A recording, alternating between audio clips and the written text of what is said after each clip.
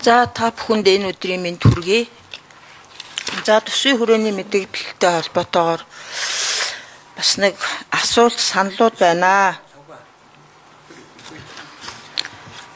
За ер нь бол одоо энэ 27 оны төсөв яригдж байгаа энэ үед ахмадуудын тэтгэврийн асуудлыг нэг хөндөж ярьж байгаа хүн их цөөхөн харагдаад байна.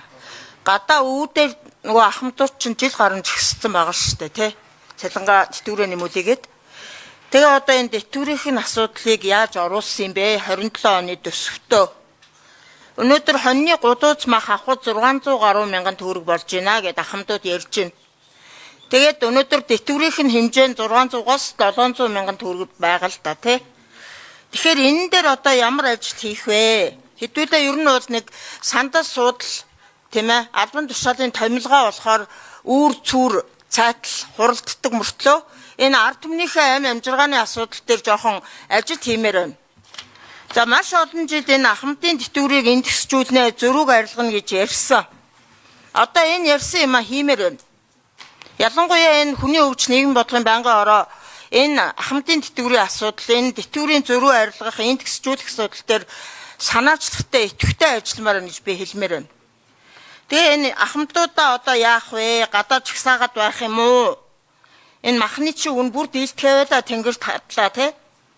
Тэгээ энэ төсвийн тодтголоороо ахмадын тэтгэврээ шийдэх хэрэгтэй байна да энэ хоёр сайдаа. За ийм л юм хэлээ. За байнгын хороонууд нөгөө давхар цуг хуралдаад байгаа учраас бас зарим гишүүд бол сая орж ирлээ. Галуудрах гишүүнийг бас асуулт асуухаар нэмнэ. За ингээд энэ хоёр сайд асуултаа хариулна.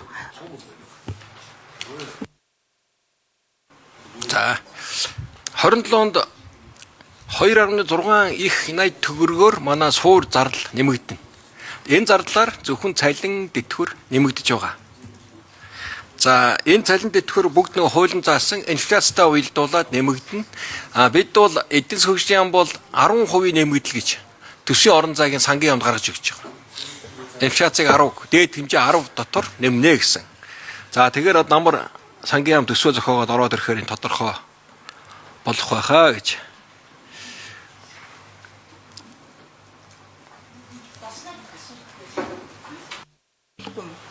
Би сая нөгөө За нэмж хариулна. Энэ хоёр сайд. Зөвшөөрөл. За тодорхой. Та тодруулаад та.